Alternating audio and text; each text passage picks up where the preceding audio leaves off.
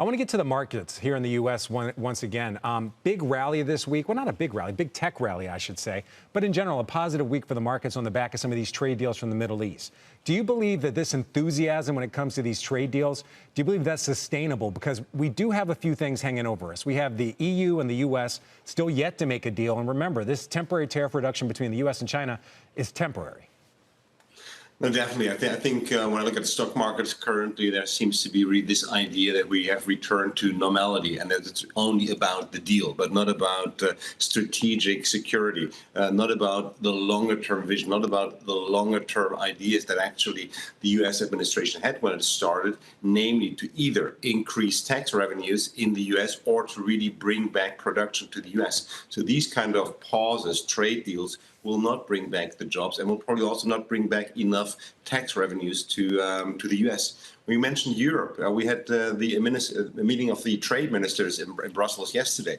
And here it looks as if the EU would not agree to any kind of UK-style deal with the US. So there are clearly some more hurdles over the next couple of weeks, so that the current week was probably one of the better weeks in terms of truth when it comes to trade.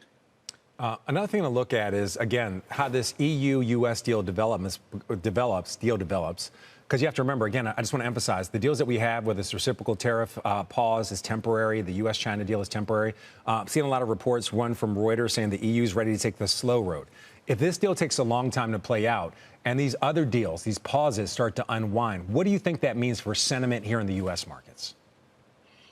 This would again bring back the stagflationary scenario to the U.S. economy and therefore also to U.S. markets. Even at the current levels, Frank, the tariffs are at the highest level since the 1930s. So they're only much lower than we've all feared after Liberation Day. But they're still, so really, this is the highest level since the 1930s. If we were to see even higher tariffs, this would clearly bring back this stagflationary story, higher inflation, slower growth, up to a recession in the U.S. with pretty negative implications for U.S. stock markets. You know, Carsten, one thing to know, bond yields, they eased back after a cooler-than-expected PPI. So a lot of people were worried about stagflation, which is slower growth and higher inflation. But we have seen inflation seemingly cool a bit, at least here in the near term.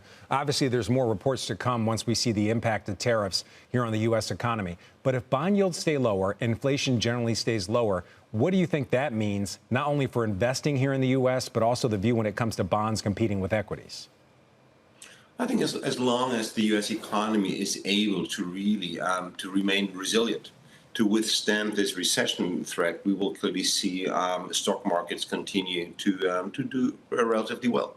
I think when I look at the bond markets currently, and also when you look at FX markets, Frank, I think here there are clearly more concerns that these trade pauses are only temporary.